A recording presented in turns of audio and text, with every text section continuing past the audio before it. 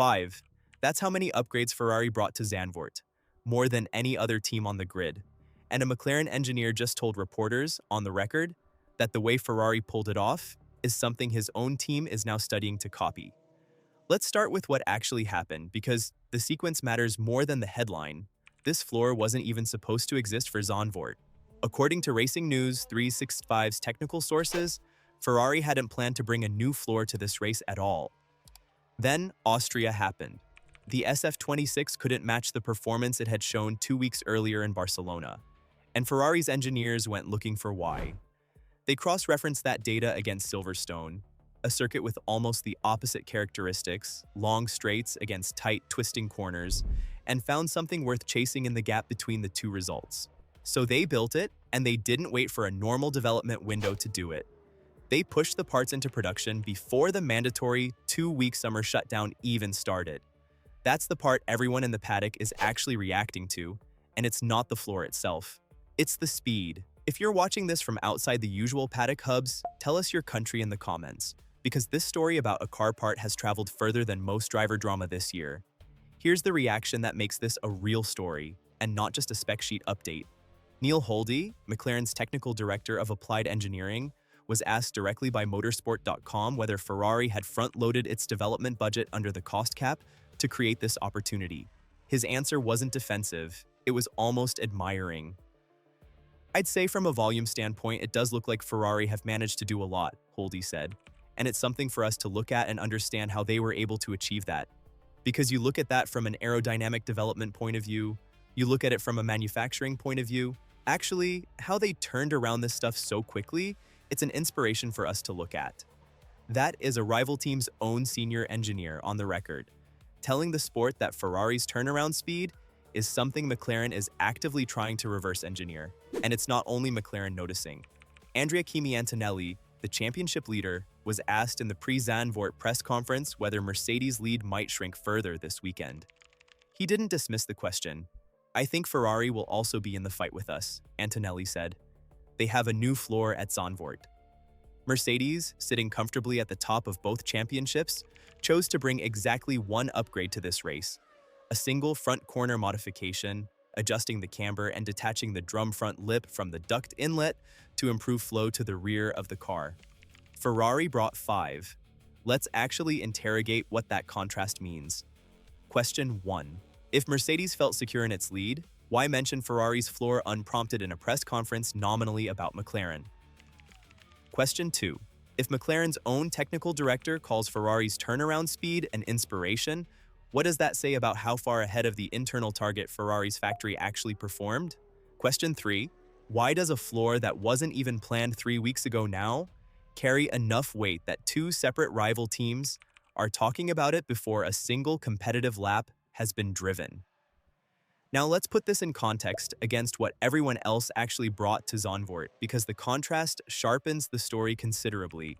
McLaren themselves arrive with 3 changes focused entirely on the rear of the car: a new rear wing assembly, a revised engine cover and tailpipe, and an updated rear brake duct, all designed to complete the package they introduced in Hungary. Red Bull, racing at Max Verstappen's home circuit of all places, brought exactly one small reliability tweak: shrinking the wishbone shroud cord to reduce strain at high steering angles. Aston Martin, chasing a mid-season turnaround, brought 5 upgrades of their own, a 16-component B-spec car.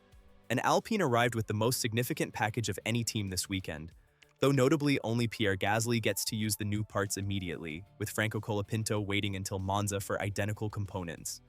Against that backdrop, Ferrari's 5 updates aren't just a big number in isolation.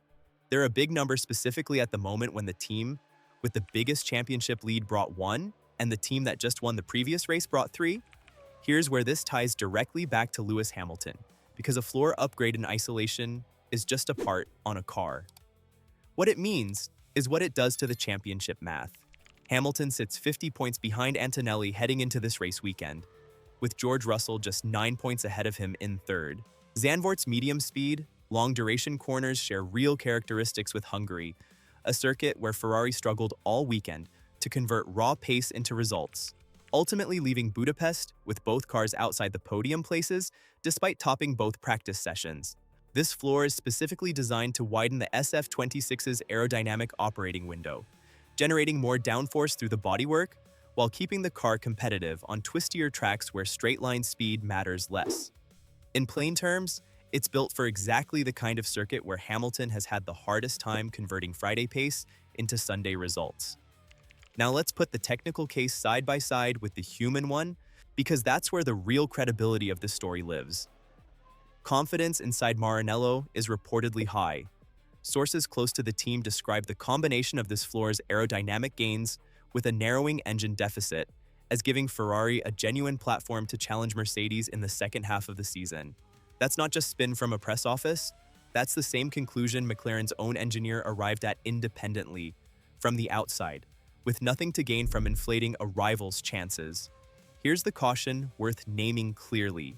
Because a floor working on paper and a floor working across a sprint weekend with a single practice session are two very different things. Zandvoort's compressed format, only 1 hour of practice before sprint qualifying begins, gives every team almost no margin to correct a setup that doesn't immediately click. Ferrari fast-tracked this part through production. They haven't had the luxury of fast-tracking the time needed to fully understand it on track before it matters. Let's talk about the wider development picture, because Ferrari isn't just outworking rivals on one isolated part. This floor is a direct evolution of the specification that won Hamilton his first Ferrari race in Barcelona back in June, refined twice now inside 2 months. The next step, an engine upgrade codenamed ADU02, reportedly worth around 10 additional horsepower, is already locked in for Monza. Behind that, sources point to a substantial package planned for Austin later in the season. This isn't a single lucky part. It's a pattern of a factory operating faster than its rivals expected, race after race, and rivals are starting to say so publicly rather than just privately worrying about it. That pattern showed up somewhere else too, well before this specific floor. Charles Leclerc, Hamilton's own teammate, made an admission of his own recently about how far Ferrari's overall approach has evolved this season, crediting the technical direction for keeping both cars in genuine championship contention rather than just making up the numbers behind Mercedes. And that pattern is exactly what a Racing News 365 fan poll picked up on before this weekend even started. More than half of respondents rated Ferrari's frequent update strategy as the best development approach on the grid, ahead of McLaren's bigger, less frequent packages and Mercedes' more conservative, backloaded pace. Fans noticed the same thing. Houldey noticed weeks before he said it out loud. The difference is Houldey actually has to beat it on track. Let's walk through the timeline one more time, because laid out in order it reads less like a lucky break and more like a deliberate campaign. Barcelona in June, the original floor concept, debuts and delivers Hamilton's maiden Ferrari win. Austria in July, that same specification underperforms against expectation. Silverstone, days later, contrasting data starts pointing toward what needs to change. Ferrari's factory compresses what would normally be a multi-race development cycle into a matter of weeks, racing against their own mandatory summer shutdown deadline. And now, Zandvoort, the revised floor arrives exactly when the championship resumes, and every point becomes harder to find. That is not the timeline of a team coasting through the back half of a season they've already written off. That's the timeline of a team that believes the 50-point gap is still closable and is willing to burn extra factory hours proving it. Here's the honest counter-argument. Because rival praise doesn't automatically translate into results, and pretending otherwise would be dishonest. McLaren won the last race before the break in Hungary, and they're bringing their own new floor and rear wing to Zandvoort this weekend specifically to build on that momentum, not to play defense. Mercedes, despite bringing only one small update, still leads both championships comfortably, and Antonelli's own confidence about defending that lead hasn't wavered even after acknowledging Ferrari's threat directly to his face in that press conference. It's entirely possible Ferrari's floor turns out to be a genuinely strong step that still isn't enough to convert into a race win this particular weekend, especially with a compressed sprint format, leaving almost no room to fix a setup that doesn't immediately cooperate. A rival calling your development speed inspiring is a compliment about process. It is not a guarantee about what happens on Sunday. But that caution doesn't erase what actually happened here, and it's worth saying plainly one more time before we close this out. A floor that didn't exist as a concept 3 weeks before this race weekend is now something a rival team's technical director is studying as a manufacturing case study, in public, completely unprompted.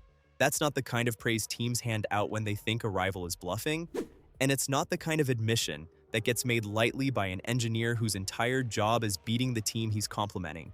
So here's what this weekend actually tests.